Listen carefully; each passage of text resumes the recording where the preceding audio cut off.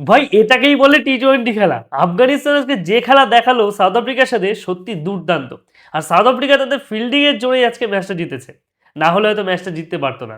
যেভাবে দুটো super over হলো সত্যি বলার অপেক্ষা রাখে না। সেই জয়টা সাউথ আফ্রিকাই পেল শেষ পর্যন্ত। যে জয়টা আফগানিস্তানের হাতে পকেটে ছিল। যখন ১৯ ওভার ৫ বল বল করছে সেই মুহূর্তে কেন কেন কেন ভাই ফাজল হক ফারুকি কেন রান আউটটা হলো? যদি রান আউটটা না হতো তাহলে সুপার ওভারের ম্যাচটা আসতোই না।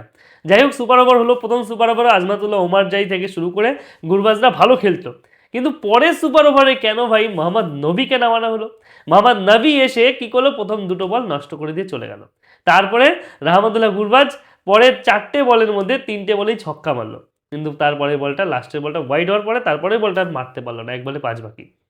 যাই হোক এই লড়াইটা কিন্তু আফগানিস্তান দেখিয়ে গেছে যে তারা হেরে গেলেও তাদের বুকটা ভীষণ ভীষণ চওড়া এবং তারা এত ভালো খেলেছে সত্যি বলার অপেক্ষা রাখে না। মানে প্রত্যেক মুহূর্তে মনে হচ্ছে এই মনে হয় জিতে গেল আফগানিস্তান, এই মনে হয় সাউথ আফ্রিকা জিতে গেল, মানে একটা ধরা বাঁধা খেলা হয়েছে। মানে শেষ মুহূর্তে নূর আহমেদ যেভাবে খেলেছিল তেমন ফাজল হক ফারুকি তেমন কিছু পারলো না, বোলিংয়ের ক্ষেত্রে যাও মোটামুটি করছিল, কিন্তু যখন সেকেন্ড সুপার ওভার তখন ওমার জাই শুধু একের পরে ফুল টস বল দিল। কেন যে দিল আমি বুঝলাম না, একের পর ফুল টস বল, ইয়র্কার পাচ্ছিস না, এমনি শর্ট বল কর, লেন্থ বল কর বা স্লো আর্ম কর, নো নো, সে বল করে যাচ্ছে এবং 24টা রান খেলো। যাই হোক আজকে রহমতুল্লাহ গুরবাজের লড়াইটা ভাই সবাই মনে রাখবে, দুর্দান্ত লড়াই করেছে ছেলে। মানে ও একা যা লড়াই করেছে সত্যি আফগানিস্তান জেতার কথা।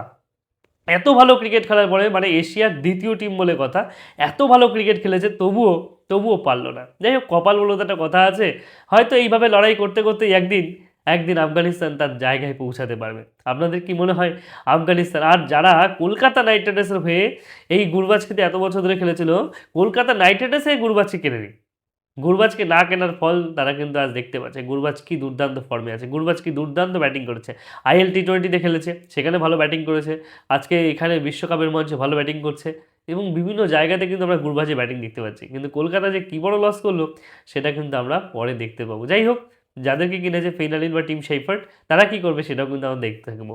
ভালো থাকবেন, ধন্যবাদ।